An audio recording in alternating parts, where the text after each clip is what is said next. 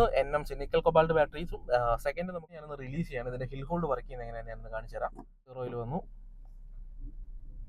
Just വണ്ടി ഇങ്ങനെ convert ചെയ്ത് ബാറ്ററിയിൽ സ്റ്റോക്ക് ചെയ്യുകയും തിരിച്ച് റിട്ടേൺ തിരക്ക് കുറഞ്ഞ റോഡിലേക്ക് വന്നിട്ടുണ്ട്. നമ്മൾ സ്പോർട്സ് മോഡിലേക്ക് വന്നിട്ടുണ്ട്. നമുക്ക് ഇതിന്റെ തെറ്റിദ്ധാരണയായിരുന്നു ഈ ഇലക്ട്രിക്. എല്ലാവർക്കും നമസ്കാരം. നമ്മളുടെ ഒരു പുതിയ വീഡിയോയിലേക്ക് എല്ലാവർക്കും സ്വാഗതം. 2022 ടാറ്റ ടിയാഗോ EV പുറത്തേക്ക് ഇറങ്ങുന്നത്. എൻട്രി ലെവൽ ഇലക്ട്രിക് വാഹനമായിട്ടായിരുന്നു ടാറ്റ ടിയാഗോനെ അവതരിപ്പിച്ചിരിക്കുന്നത്. എന്നാൽ 2016 കാലഘട്ടം തൊട്ടേ നമുക്ക് ഐസ് വേർഷൻസ് ടിയാഗോ അവൈലബിൾ ആയിരുന്നു. ഇന്ത്യയിൽ തന്നെ ഈ ഒരു സെഗ്മെൻറ്റിൽ, എൻട്രി ലെവൽ സെഗ്മെൻറ്റിൽ 4 സ്റ്റാർ സേഫ്റ്റി റേറ്റിംഗ് കിട്ടിയിരിക്കുന്നത് ടിയാഗോയ്ക്കാണ്. അതേപോലെ തന്നെ 2016 കാലഘട്ടത്തിലായിരുന്നു നമ്മളുടെ ഫുട്ബോൾ ഇതിഹാസം ലയണൽ മെസ്സി ടാറ്റയുടെ ബ്രാൻഡ് അംബാസിഡർ ആയിരുന്നത്.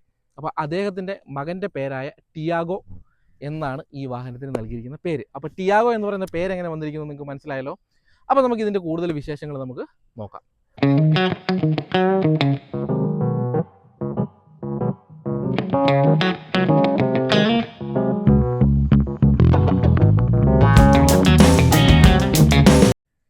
നമുക്ക് ഫ്രണ്ടിൽ നിന്ന് തന്നെ തുടങ്ങാം. ഫ്രണ്ടിലേക്ക് വരുമ്പോഴത്തേക്കും ടാറ്റയുടെ പുതിയ എംബ്ലം നമുക്ക് കാണാനായിട്ട് സാധിക്കും. പണ്ട് ഇവിടെ ഒരു ക്രോം ഫിനിഷ് ആയിരുന്നെങ്കിൽ ഇന്നിപ്പോൾ ഒരു ഡിജിറ്റൽ ഒരു ഫേസ് നമുക്ക് ഈ ലോഗോയിൽ കാണാനായിട്ട് സാധിക്കും. എല്ലാവരും പറയും ടാറ്റ മോട്ടോഴ്സിൻ്റെ ലോഗോ ഭയങ്കര മോശമാണെന്ന് പറയും. ആക്ച്വലി ഈ ലോഗോയുടെ മീനിങ് എന്താണെന്ന് വെച്ച് കഴിഞ്ഞാൽ, നമ്മൾ ഈ കാണുന്ന ടീനെ ഇവർ കാണുന്നത് ഒരു വലിയ മരമായിട്ടാണ് കാണുന്നത്.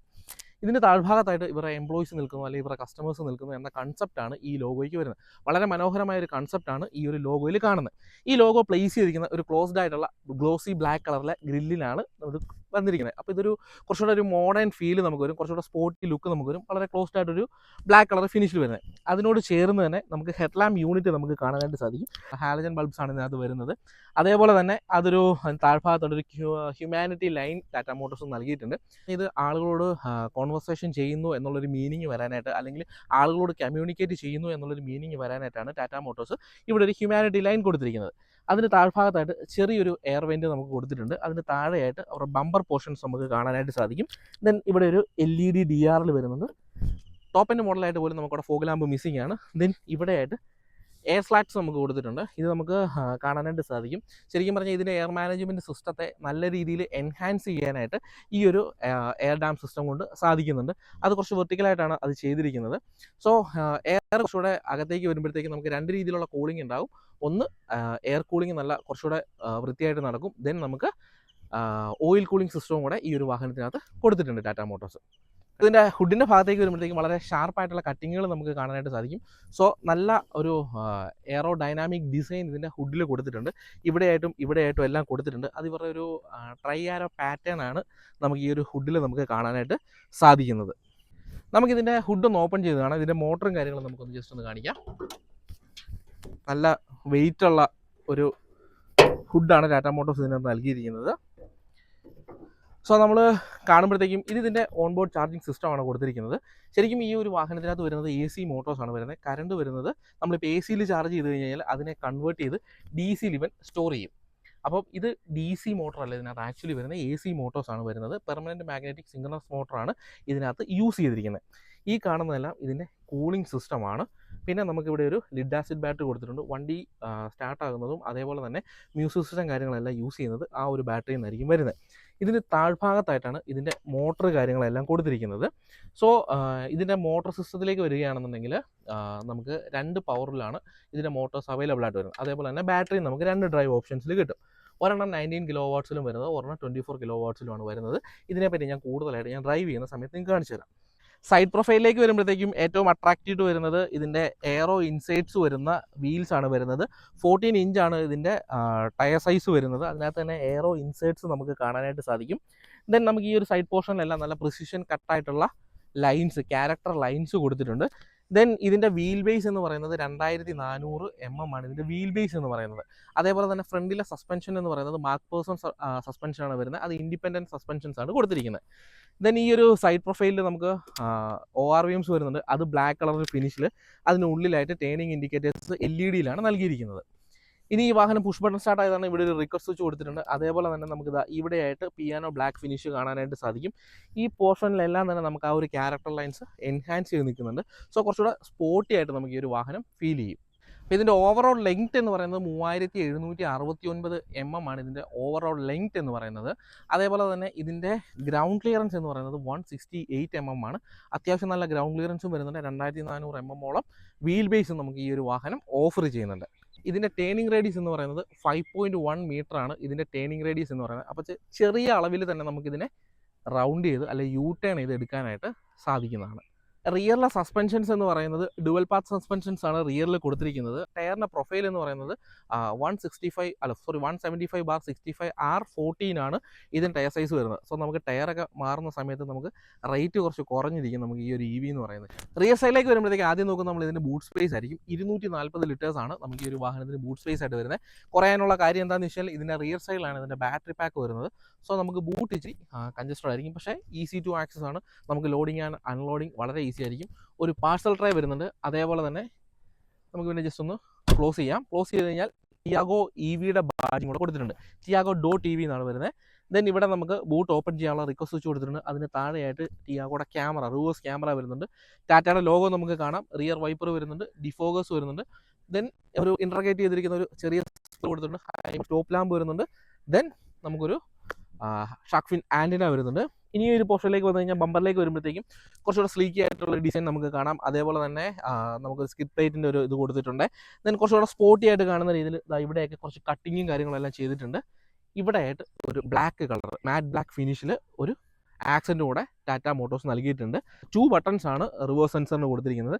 സോ ഒന്നിവിടെ ആയിട്ടും കൊടുത്തിട്ടുണ്ട്. റിയർ ലൈറ്റ്സ് എന്ന് പറയുന്നത് നമുക്ക് നോർമലി ഹാലജൻ ലൈറ്റ്സ് തന്നെയാണ് വന്നിരിക്കുന്നത്. അപ്പോൾ റിയർ സീറ്റിലേക്ക് വന്ന് നമ്മൾ ഇരിക്കുമ്പോഴത്തേക്കും നമുക്ക് ഇവിടെയായിട്ടൊരു ബോട്ടിൽ ഹോൾഡർ കൊടുത്തിട്ടുണ്ട്. ഇവിടെയായിട്ട് നമുക്കൊരു സ്റ്റോറേജ് സ്പേസ് കൊടുത്തിട്ടുണ്ട്. JBLൻ്റെ സ്പീക്കേഴ്സാണ് വരുന്നത്. ക്രോം ആക്സെൻ്റ് ആണ് നമുക്ക് ഡോർ ഹാൻഡിൽസിൽ കൊടുത്തിരിക്കുന്നത്. ദെൻ ഞാനൊരു 5.2 ആണ് എൻ്റെ ലെങ്ത് വരുന്നത്. അപ്പോൾ നമുക്ക് ഇത്രയും ഇത് ബാക്കിലേക്ക് ഫുൾ ഇറക്കിയിട്ടേക്കാണ്. ഇത്രയും നമുക്ക് ലെഗ് റൂം വരുന്നുണ്ട്. ഹെഡ് റൂം നമുക്ക് ആവശ്യത്തിന് വരുന്നുണ്ട്. നമ്മുടെ ഈ ഒരു പോർഷനിലേക്ക് വരുമ്പോഴത്തേക്ക് നമുക്ക് വിങ് സപ്പോർട്ട് അത്യാവശ്യം വരുന്നുണ്ട്. ബട്ട് ഇവിടെ ഇങ്ങനെ കൈ തട്ടുന്നൊരു ഫീൽ വരുന്നുണ്ട്. അത് ഇച്ചിരി കൂടി ഇങ്ങോട്ട് മാറി ചെയ്ത് കഴിഞ്ഞാൽ അതും കംഫോർട്ടായിരിക്കും. സോ 3 പേർക്ക് സുഖമായിട്ട് ഇരിക്കുകയെന്ന് ഞാൻ പറയുന്നില്ല. എൻ്റെ സൈസുള്ളവരാണെന്നുണ്ടെങ്കിൽ കുറച്ച് കൺജസ്റ്റഡ് ആയിരിക്കും. പക്ഷേ ഓവറോൾ വാഹനം ഈ ഒരു സെഗ്മെൻറ്റിൽ അടിപൊളിയാണ്. EVയിലേക്ക് വരുമ്പോഴത്തേക്കും നമുക്കുള്ള ഒരു ബെനിഫിറ്റ് എന്ന് വെച്ച് കഴിഞ്ഞാൽ പീസ് ഓഫ് മൈൻഡ് ആണ്. വണ്ടി സ്റ്റാർട്ടാകുന്നത് അറിയത്തില്ല, വണ്ടി ഓടുന്നത് നമുക്ക് മനസ്സിലാവില്ല. കാരണം അത്രയും ഇതായിട്ട് നമുക്ക് എൻവിഎസ് ലെവൽ ഭയങ്കര കുറവായിരിക്കും. അപ്പം നോയ്സ് ഭയങ്കര കുറവായിരിക്കും ഈ ഒരു വാഹനം സംബന്ധിച്ച്. സൈലൻ്റ് ആയിട്ടുള്ള മൂവ്മെൻ്റ് ആയിരിക്കും. സോ ഇതിൻ്റെ ഫ്രണ്ടിൽ ഞാൻ പറഞ്ഞ ഇൻഡിപെൻഡൻറ്റ് സസ്പെൻഷൻ, ബാക്കിൽ വരുന്ന ഡുവൽ പാത്ത് സസ്പെൻഷൻസുമാണ്. അതിൻ്റെ ഒരു ബെനിഫിറ്റ് നമുക്ക് ഇതുപോലുള്ള റഷ് റോഡുകളിൽ അല്ലെങ്കിൽ കട്ടറുള്ള റോഡുകളിൽ നമുക്ക് കൃത്യമായിട്ട് മനസ്സിലാവും. പിന്നെ ഇതിൻ്റെ ലെങ്ത് വൈസ് വെച്ച് നോക്കുമ്പോഴത്തേക്ക് നമുക്ക് എവിടെ വേണമെങ്കിലും ഈ ഒരു വാഹനം കൊണ്ട് പാർക്ക് ചെയ്യാനായിട്ട് സാധിക്കും. ഇത് 2 രീതിയിലുള്ള ആളുകൾക്ക് ഇത് വാഹനം മേടിക്കാം. നമുക്കൊരു ടൗൺ ടു ടൗൺ യൂസ് ചെയ്യുന്നവർക്കും ടൗണിൽ യൂസ് ചെയ്യുന്നവർക്കും ഏറ്റവും ബെനിഫിറ്റ് ആണ്. പിന്നെ ഈ ചെറിയ ഫാമിലിയൊക്കെ ഉണ്ടെന്നുണ്ടെങ്കിൽ അവർക്ക് പോക്കറ്റ് ഫ്രണ്ട്ലി ആയിട്ട് നമുക്ക് മേടിക്കാൻ പറ്റുന്ന ഒരു EV കാറും കൂടെയാണ് ടിയാഗോ എന്ന് പറയുന്നത്. സോ ടിയാഗോ EVയിൽ നമുക്ക് ഹിൽ ഹോൾഡ് വരുന്നുണ്ട്.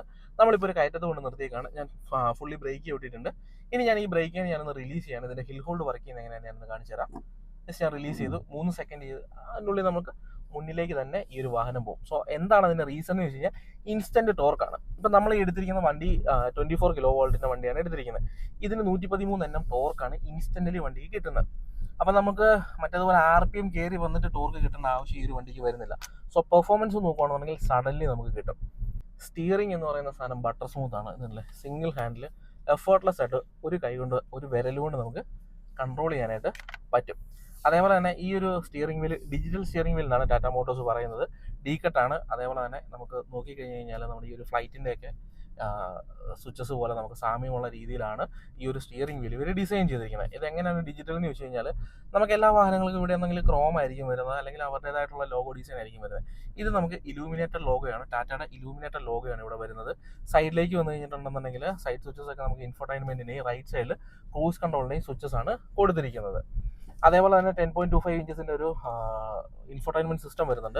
ഡിജിറ്റലി നമുക്കൊരു ക്ലസ്റ്റർ നമുക്ക് കൊടുത്തിട്ടുണ്ട്. അതിനുള്ളിലായിട്ടൊരു 6 ഇഞ്ചോളം വലിപ്പമുള്ള ഒരു ഡിസ്പ്ലേ നമുക്ക് അതിനകത്ത് കാണാനായിട്ട് സാധിക്കും. സോ ഇതിനകത്ത് നമുക്ക് ഓൾമോസ്റ്റ് എല്ലാ വിവരങ്ങളും നമുക്ക് ഈ ഒരു ഡിസ്പ്ലേയിൽ ടാറ്റ മോട്ടോഴ്സ് നൽകുന്നതാണ്. ദെൻ ഈ ഒരു ഡാഷ്ബോർഡിലേക്ക് വരുവാണെങ്കിൽ അത്യാവശ്യം വലിപ്പമേറിയ ഡാഷ്ബോർഡാണ് വന്നിരിക്കുന്നത്. കുറച്ചുകൂടി ഇങ്ങോട്ട് പ്രൊജക്റ്റ് ചെയ്താണ് നിൽക്കുന്നത്. സ്ലോപ്പ് ഡിസൈൻ കാര്യങ്ങളെല്ലാം കൊടുത്തിട്ടുണ്ട്. നമ്മൾ പഴയ ഒരു ഇൻഡിക്കയോട് സാമ്യമുള്ള രീതിയിലുള്ള ഡാഷ്ബോർഡ് കൊടുത്തിട്ടുണ്ട്. ഡുവൽ കളറാണ് വന്നിരിക്കുന്നത്. ഒരു ആഷും പ്ലസ് ഒരു വൈറ്റ് കളറും കൂടെ മിക്സ് ആയിട്ടുള്ള ഒരു ഡിസൈനാണ് വന്നിരിക്കുന്നത്.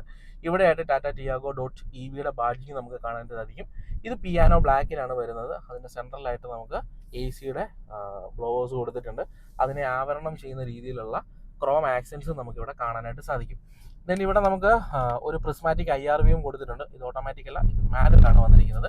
JBL സ്പീക്കേഴ്സ് നമുക്ക് ഈ ഒരു സിസ്റ്റത്തിന് വരുന്നുണ്ട്. ഹാർമൻ്റെ മ്യൂസിക് സിസ്റ്റമാണ് വാഹനത്തിനുള്ളിൽ വരുന്നത്. ഈ ഒരു വാഹനത്തിനകത്ത് നമുക്ക് 4 ഡോർ പവർ വിൻഡോസ് വരുന്നുണ്ട്. ഇലക്ട്രിക്കലി അഡ്ജസ്റ്റ് ചെയ്യാൻ പറ്റുന്ന മിറേഴ്സ് വരുന്നുണ്ട്. 360 ക്യാമറ വരുന്നില്ല. അതേപോലെ തന്നെ റിയർ AC വെന്റ്സും ഈ ഒരു വാഹനത്തിനകത്ത് വരുന്നില്ല. ഇപ്പം നമ്മൾ ഈ എടുത്തിരിക്കുന്ന വാഹനം 24 കിലോ വാൾട്ടിൻ്റെയാണ്. പിന്നെ 19.2 കിലോ വാൾട്ടിൻ്റെയും 2 ബാറ്ററി പാക്സിലാണ് ഈ വാഹനം അവൈലബിൾ ആയിട്ട് വരുന്നത്. ഇപ്പം നമുക്ക് 9.2 കിലോ വാട്ട്സിൻ്റെ ബാറ്ററിയാണ് എടുക്കുന്നതെന്നുണ്ടെങ്കിൽ നമുക്ക് MIDC റേഞ്ച് പറയുന്നത് 250 കിലോമീറ്റേഴ്സാണ്. നമുക്ക് അതിനകത്തൊരു 170 മുതൽ 200 കിലോമീറ്റർ വരെ നമുക്ക് ഓൺ റോഡ് നമുക്ക് കിട്ടും. MIDC എന്ന് പറഞ്ഞു കഴിഞ്ഞാൽ മുംബൈ ഇൻഡസ്ട്രിയൽ ഡെവലപ്മെൻറ്റ് കോർപ്പറേഷൻ എന്നാണ് പറയുന്നത്. അവർ ടെസ്റ്റ് ചെയ്തിട്ട് നൽകുന്ന, അതായത് മുംബൈയിലെ റോഡുകളിൽ ടെസ്റ്റ് ചെയ്തിട്ട് പറയുന്നതാണ് ഈ ഇൻഡസ്ട്രിയൽ ആവശ്യങ്ങൾക്ക് വേണ്ടിയിട്ടുള്ള ടെസ്റ്റിങ്. അപ്പോൾ അവിടെ നോക്കുമ്പോഴത്തേക്കും കുറച്ചുകൂടെ ബെറ്റർ ആയിട്ടുള്ള മൈലേജ് നമുക്ക് കിട്ടും. പക്ഷേ നമുക്ക് ഓൺ റോഡ് നമുക്ക് കിട്ടുന്നത് കുറവായിരിക്കും. 24 ആണെന്നുണ്ടെങ്കിൽ 315 കിലോമീറ്റേഴ്സാണ് ഈ MIDC റേഞ്ച് പറയുന്നുണ്ടെങ്കിൽ നമുക്ക് ഓൺ റോഡ് ഒരു 270 മുതൽ 270 ഒക്കെ നമുക്ക് കിട്ടും. 250 മുതൽ 270 വരെ നമുക്ക് കിട്ടും.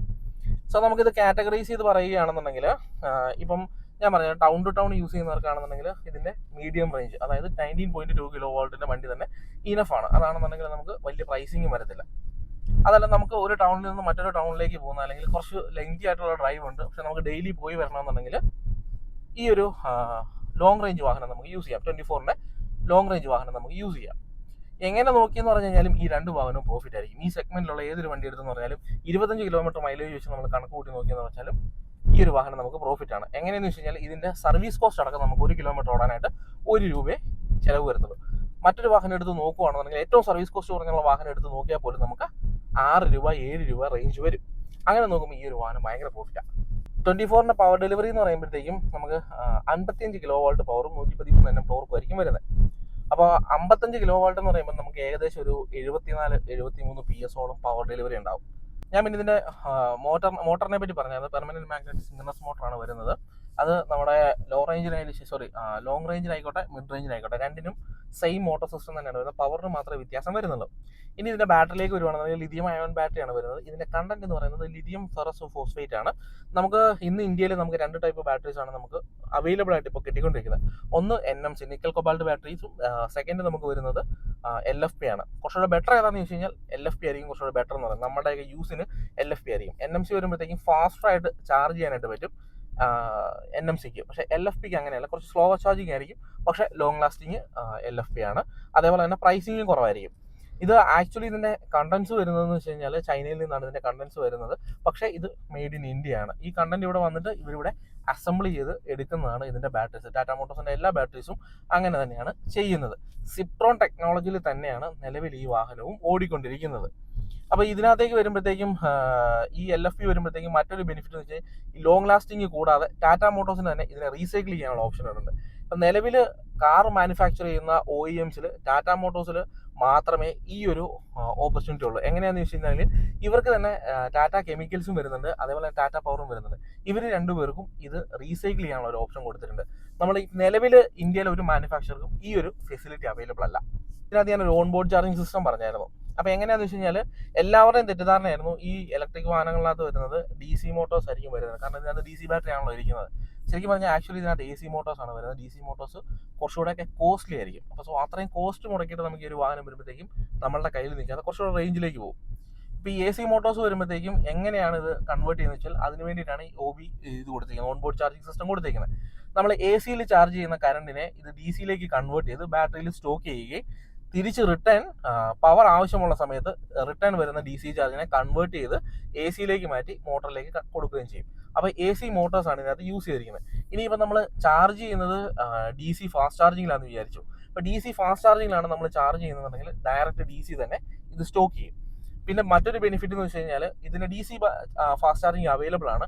അത് നമുക്ക് ഏകദേശം 58 മിനിറ്റ്സ് ആണ് എടുക്കുന്നത്. 0 to അല്ല, 0യിൽ നിന്ന് ഏകദേശം 20% എടുക്കാൻ കുറച്ച് ടൈം ലെങ്ത് എടുക്കും. കാര്യം കംപ്രസ് ചെയ്യുന്നത് കുറച്ച് സ്ലോവർ ആയിരിക്കും ഈ ഒരു പാറ്റേൺ വരുമ്പോൾ. 58 മിനിറ്റിൽ നമുക്ക് 20 മുതൽ 80% വരെ ആകാനായിട്ട് 58 മിനിറ്റ് എടുക്കും. ഇനി ഇതിനകത്ത് 2 ചാർജിങ് ഓപ്ഷൻസ് AC വരുന്നുണ്ട്. 7.2 fast charging AC fast charging വരുന്നുണ്ട്. 3.3 സ്ലോ ചാർജിങ് വരുന്നുണ്ട്. ഇപ്പം 3.3 ആണെന്നുണ്ടെങ്കിൽ നമുക്ക് ഏകദേശം ഒരു 9 മണിക്കൂറോളം നമുക്ക് വീട്ടിൽ ചാർജ് ചെയ്യാനായിട്ട് പറ്റും. ഇനിയിപ്പോൾ നമ്മൾ 7.2 ആണ് ഇൻസ്റ്റാൾ ചെയ്തിരിക്കുന്നതെന്ന് വിചാരിക്കാം. 7.2 നമുക്ക് ഇതിനകത്ത് സപ്പോർട്ട് ചെയ്യുന്നതാണെന്നുണ്ടെന്നുണ്ടെങ്കിൽ നമുക്ക് ഏകദേശം നമുക്കൊരു 3.5 മണിക്കൂറിൽ ഇത് ഫുൾ ചാർജ് ആയി കിട്ടും. അതായത് ഡെയിലി ഒരു 3.5 മണിക്കൂർ ചാർജ് ചെയ്ത് കഴിഞ്ഞാൽ നമുക്ക് ഏകദേശം ഒരു 250 കിലോമീറ്ററോളം നമുക്ക് ഓടിക്കാനായിട്ട് സാധിക്കും. ഇനി എങ്ങനെയാണ് ഇതിന്റെ കോസ്റ്റ് നമ്മൾ നോക്കുന്നത്? ഇപ്പൊ ഇതിനകത്ത് കോസ്റ്റ് വരില്ല, എങ്ങനെ കളിച്ചെന്ന് പറഞ്ഞാലും കോസ്റ്റ് ഉണ്ടാവും. ഇപ്പൊ ഫ്യൂൽ ചെയ്യണമെന്നുണ്ടെങ്കിൽ പെട്രോൾ ബങ്കിൽ നമ്മൾ കൊടുക്കണം, അതല്ല എന്നുണ്ടെങ്കിൽ നമ്മൾ ഇലക്ട്രിസിറ്റി കൊടുക്കണം. സോ ഇലക്ട്രിസിറ്റിയുടെ കോസ്റ്റ് നമ്മൾ കാൽക്കുലേറ്റ് ചെയ്യുന്നത്, ഇപ്പൊ നമുക്ക് ഇതിനകത്ത് വരുന്നത് 10 രൂപയാണ് ഒരു യൂണിറ്റിന് ചാർജ് എന്ന് വിചാരിക്കുക. 24 കിലോ വോൾട്ടിന്റെ ബാറ്ററിയാണ് നമ്മൾ യൂസ് ചെയ്യുന്നുണ്ടെങ്കിൽ 24 × 10 അടിക്കുക. 24 × 10 അടിക്കുമ്പോഴത്തേക്കും വരുന്നത് എത്രയാണെന്ന് വെച്ച് കഴിഞ്ഞാൽ 240 ആണ്. ആക്ച്വലി നമ്മുടെ താരിഫ് അനുസരിച്ച് നോക്കുകയാണെങ്കിൽ ഓരോ വീടിനെ താരിഫ് അനുസരിച്ചായിരിക്കും കോസ്റ്റ് വരുന്നത്. ചില വീടുകൾ ചിലപ്പോൾ 300 കിലോ വാൾട്ട് ആയിരിക്കും ഡെയിലി മന്ത്ലി യൂസ് ചെയ്യുന്നതെന്നുണ്ടെങ്കിൽ ആ താരിഫ് അനുസരിച്ചുള്ള എമൗണ്ട് വെച്ച് കൂട്ടിയാൽ എനിക്ക് തോന്നുന്നു അതൊരു 6.8 സംതിങ് തന്നെ വരത്തുള്ളൂ. അപ്പോൾ ഇൻറ്റു അതിട്ട് അടിച്ച് വെച്ചാൽ ഞാൻ ജസ്റ്റ് 10 ചോദിച്ചാൽ. ഇനി ഫാസ്റ്റ് ചാർജിങ് ആണെന്നുണ്ടെങ്കിൽ ഒരു യൂണിറ്റിന് ഏകദേശം 20 രൂപ 15 രൂപ റേഞ്ചിലൊക്കെ താരിഫ് റേറ്റ് വരും. 2 സൺലൈറ്റ്സ് കൊടുത്തിട്ടുണ്ട്. ഇവിടെ നമുക്ക് മിറർ വരുന്നില്ല, ടിക്കറ്റ് ഹോൾഡർ വരുന്നുണ്ട്. ദെൻ ഇവിടെ നമുക്കൊരു വാൻട്രി മിറർ കൊടുത്തിട്ടുണ്ട്. ദെൻ ഈ ഒരു സൈഡിലായിട്ട് വേറൊരു ടിക്കറ്റ് ഹോൾഡർ കൊടുത്തിട്ടുണ്ട്. അത്യാവശ്യം വലിയ വിൻസ്ക്രീൻസ് കൊടുത്തിട്ടുണ്ട്. അതുകൊണ്ട് തന്നെ നമുക്ക് നല്ല വിസിബിലിറ്റിയാണ്. സൈഡ് ഗ്ലാസുകളും അത്യാവശ്യം വലിപ്പമേറിയ സൈഡ് ഗ്ലാസുകളാണ് കൊടുത്തിരിക്കുന്നത്. അതുകൊണ്ട് തന്നെ വോമിറ്റിംഗ് ടെൻഡൻസി കുറയും. അതേപോലെ തന്നെ ബെറ്റർ ആയിട്ടുള്ള വ്യൂവും കിട്ടും. എന്നെ സംബന്ധിച്ചിടത്തോളം ഈ A-പില്ലർ എനിക്ക് ബ്ലൈൻഡ് സ്പോട്ടുകൾ വലിയ കാര്യമായിട്ട് തരുന്നില്ല. അതായത് അപ്പോൾ ഇത് നമുക്കൊരു പ്ലസ് പോയിന്റ് ആണ്. ദെൻ ഈ 2 ORVMസും വലിയ ORVMs ആണ് കൊടുത്തിരിക്കുന്നത്. ബാക്കിൽ നിന്ന് എന്ത് സാധനം വന്നാലും നമുക്ക് കൃത്യമായിട്ട് കാണാൻ സാധിക്കുന്ന ORVMs ഈ ടാറ്റ മോട്ടോഴ്സ് കൊടുത്തിട്ടുണ്ട്. പിന്നെ സേഫ്റ്റിയാണ് ഇവരുടെ മെയിൻ ഐറ്റം എന്ന് പറയുന്നത്. അതുകൊണ്ട് തന്നെ സേഫ്റ്റി വിട്ടിട്ട് ഒരു വാഹനത്തിൽ നമുക്കാണ്. ഇവൻ ഇതിൻ്റെ ഡോറുകളിൽ പിടിക്കുമ്പോഴും വണ്ടിക്കകത്ത് ഇരിക്കുമ്പോഴും നമുക്ക് ഭയങ്കര കോൺഫിഡൻസ് ആയിരിക്കും. ഇപ്പോൾ ഓവർ കോൺഫിഡൻസ് ആയിട്ട് നമുക്ക് KSRTCക്ക് വട്ടം വെക്കാൻ വരെ തോന്നുന്ന രീതിയിലുള്ള കോൺഫിഡൻസ് നമുക്ക് ഈ ഒരു ടാറ്റ വണ്ടി തരുന്നുണ്ട്. ഓട്ടോമാറ്റിക് AC ആണ് വരുന്നത്. നമുക്ക് ഇവിടെ ഡിസ്പ്ലേ ഒന്നും വരുന്നില്ല, പക്ഷേ നമുക്ക് ഇൻഫോർടൈൻമെന്റിൽ നമുക്ക് ഇതെല്ലാം കാണിക്കും. ഓട്ടോമാറ്റിക് ക്ലൈമറ്റ് കൺട്രോൾ AC വരുന്നുണ്ട്. ദെൻ നമുക്ക് ഇതിനകത്ത് നോബ് എന്ന് പറയുന്നത് ഈ കാണുന്നതാണ്. ഓട്ടോമാറ്റിക് ജാഗ്വാറിലൊക്കെ കാണുന്ന പോലത്തെ നോബ് നമുക്കിവിടെ കൊടുത്തിട്ടുണ്ട്. അതിൽ തന്നെ ഡ്രൈവ് ഉണ്ട്, സ്പോർട്സ് ഉണ്ട്, ദെൻ ന്യൂട്രൽ വരുന്നുണ്ട്, റിവേഴ്സ് വരുന്നുണ്ട്. അപ്പം നമുക്ക് ന്യൂട്രൽ വന്ന് നമ്മൾ ബ്രേക്ക് ചെയ്തിട്ടുണ്ടെന്നുണ്ടെങ്കിൽ മാത്രമേ റിവേഴ്സിലേക്ക് ഇത് പുഷ് ചെയ്യത്തുള്ളൂ. ഇതിൻ്റെ ആക്ച്വൽ പവർ ഡെലിവറി എന്ന് പറഞ്ഞു കഴിഞ്ഞാൽ നമുക്ക് 0 to 100 ഒക്കെ നമുക്കൊരു 8-9 സെക്കൻഡ്സിൽ നമുക്ക് സ്പോർട്സ് മോഡിൽ എടുക്കാൻ വേണ്ടി പറ്റും. അത്രയും പെർഫോമൻസും ഈ ഒരു വാഹനം നമുക്ക് തരുന്നുണ്ട്.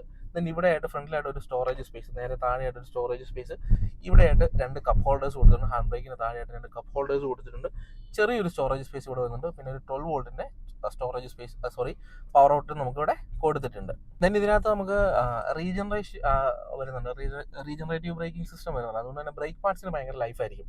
നമുക്കിപ്പം നോർമലി ഒരു ഐസ് വണ്ടി 40,000 കിലോമീറ്ററാണ് ബ്രേക്ക് പാഡ് ചേഞ്ച് ചെയ്യുന്നുണ്ടെങ്കിൽ ഇതൊരു 1 lakh വരെ ഇതിൻ്റെ ബ്രേക്ക് പാർട്സ് പോകും. എങ്ങനെയാണെന്ന് വെച്ച് കഴിഞ്ഞാൽ നമുക്കിതാ ഈ 2 സ്വിച്ചസ് കണ്ടോ, ഇത് നമുക്ക് ലെവൽ 0 വരുന്നുണ്ട്, ലെവൽ 1 വരുന്നുണ്ട്, ലെവൽ 2 വരുന്നുണ്ട്, ലെവൽ 3 വരുന്നുണ്ട്. ഇങ്ങനെ നമുക്ക് 4 മോഡ് നമുക്ക് കൊടുത്തിട്ടുണ്ട്.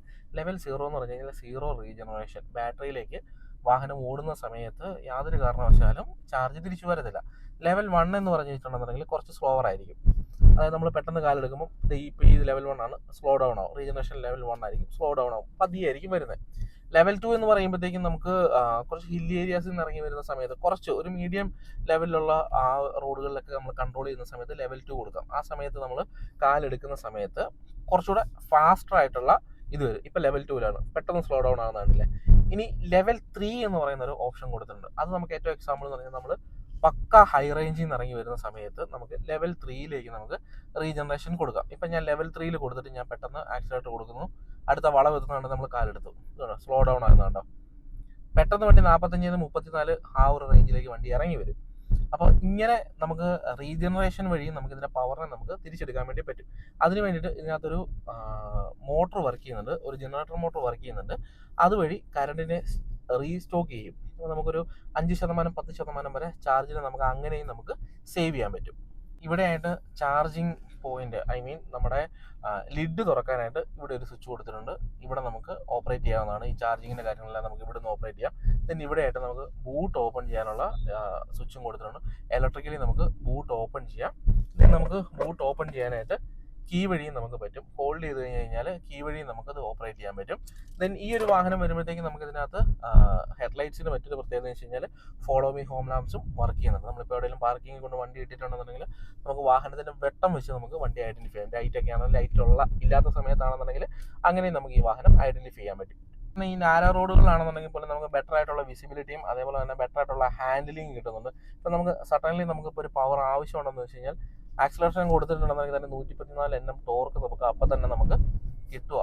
നമുക്ക് ഡിലേ ഒന്നും വരുന്നില്ല. മറ്റേതുപോലെ ചില വണ്ടികൾ നമുക്ക് മറ്റേ പ്രാർത്ഥിക്കണമല്ലോ, അടുത്ത ഓവർടേക്ക് ചെയ്യാനായിട്ട് എന്നെ സഹായിക്കുന്ന ദൈവം എന്ന് പറഞ്ഞാൽ അങ്ങനെയുള്ള കാര്യങ്ങളൊന്നുമില്ല. വണ്ടി സഡൻലി തന്നെ നമുക്ക് ആ ഒരു പവർ നമുക്ക് തരും. സോ ആ ഒരു അഡ്രിനലിൻ റഷൊക്കെ നമുക്ക് ഈ ഒരു EV വാഹനത്തിൽ ലഭിക്കും. ഇപ്പോൾ ചെറിയ കാറുകൾ നമുക്ക് അറിയാം എപ്പോഴും എഞ്ചിൻ്റെ പവർ ഭയങ്കര കുറവായിരിക്കും. പക്ഷേ EVയിലേക്ക് വരുമ്പോൾ അങ്ങനെയല്ല, നേരെ പെർഫോമൻസ് വൈസ് കുറച്ചുകൂടെ കൂടുതലായിരിക്കും. അപ്പോൾ ഇതിന് 19.2 kW വന്നാൽ പോലും 110 Nm ടോർക്ക് നമുക്ക് കിട്ടുന്നുണ്ട്. പക്ഷേ അതിനകത്ത് 45 ആയിരിക്കും kW ആയിരിക്കും പവർ ഡെലിവറി വരുന്നത്. ഈ ഒരു വാഹനത്തിൽ ഇപ്പോൾ ഈ ഒരു സെഗ്മെൻറ്റിൽ റെയിൻ സെൻസിങ് വൈപ്പേഴ്സ് പ്രൊവൈഡ് ചെയ്യുന്നത് ടാറ്റ ടിയാഗോ EV ആണ്. ഇതിനകത്ത് വരുമ്പോഴത്തേക്കും നമുക്ക് 7 സ്പീഡ് വൈപ്പേഴ്സാണ് കൊടുത്തിരിക്കുന്നത്. ഈ റെയിൻ സെൻസിങ് വൈപ്പേഴ്സ് ശരിക്കും പറഞ്ഞു കഴിഞ്ഞാൽ മഴ പെയ്യുമ്പോൾ ഓട്ടോമാറ്റിക്കലി നമുക്ക് ഈ ഒരു എഫേർട്ട് കുറയ്ക്കാൻ വേണ്ടി മാത്രമുള്ളതല്ല. ഇതിൻ്റെ യൂസേജ് എന്ന് പറഞ്ഞു കഴിഞ്ഞാൽ ഇപ്പം നമ്മൾ എവിടെയെങ്കിലും ഇപ്പോൾ ഒരു വർക്ക് നടക്കുന്ന സമയത്ത് നമ്മൾ അതുവഴി പോവുകയാണ്. ഇപ്പോൾ ഒരു പാലത്തിൻ്റെ പണി നടക്കും, നമ്മളതിൻ്റെ അടിയിലൂടെയാണ് നമ്മൾ ട്രാവൽ ചെയ്യുന്നത്. അപ്പം ഏതെങ്കിലും ഒരു എംപ്ലോയിയുടെ ഒരു മിസ്റ്റേക്ക് കാരണം എന്തെങ്കിലും തരത്തിലുള്ള ഡേർട്ടി ആയിട്ടുള്ള വാട്ടറൊക്കെ നമ്മുടെ വിൻസ്ക്രീനിലേക്ക് വീണിട്ടുണ്ടെങ്കിൽ ആ സ്പോട്ടിൽ നമുക്ക് വിസിബിലിറ്റി ലോസ്റ്റ് ആവും. അപ്പോൾ ട്രാഫിക് ഉള്ള ഏരിയ ആണെന്നുണ്ടെങ്കിൽ നമ്മൾ ഈ ഇൻഡിക്കേറ്റർ ഇടുന്ന ഈ വൈപ്പർ ഓൺ ചെയ്യുന്ന ടൈം മതി വാഹനത്തിന് അപകടം ഉണ്ടാകാനായിട്ട്. ആ ഒരു ഡ്രോപ്പ് വീഴുന്ന സമയത്ത് തന്നെ നമ്മുടെ വൈപ്പിങ് തുടങ്ങും. അതേപോലെ തന്നെ 7 സ്പീഡ് വൈപ്പറാണ് വരുന്നത്. ബാക്കി എല്ലായിടത്തും 4ഉം 5ഉം ആണ് വരുന്നത്. ടാറ്റ മോട്ടോഴ്സിൽ 7 സ്പീഡാണ് വൈപ്പിങ് വരുന്നത്. തിരക്ക് കുറഞ്ഞ റോഡിലേക്ക് വന്നിട്ടുണ്ട്, നമ്മൾ സ്പോർട്സ് മോഡിലേക്ക് വന്നിട്ടുണ്ട്. നമുക്കിതിൻ്റെ ഒരു പെർഫോമൻസ് നമുക്കൊന്ന് ജസ്റ്റ് ഒന്ന് നമുക്ക് നോക്കാം. അധികമൊന്നും വേണ്ട, നമുക്ക് ചെറിയൊരു ലെങ്തിൽ വെച്ചിട്ട് നമുക്കൊന്ന് നോക്കാം. ഇപ്പോൾ ഇവിടെ നമ്മൾ വണ്ടി ഒന്ന് ജസ്റ്റായിട്ടൊന്ന് സ്റ്റോപ്പായി 0-ൽ വന്നു. ജസ്റ്റ് വണ്ടി ഇങ്ങനെ ഒന്ന് പൊങ്ങിയതിന് ശേഷമാണ് വണ്ടി പോകുന്നത്.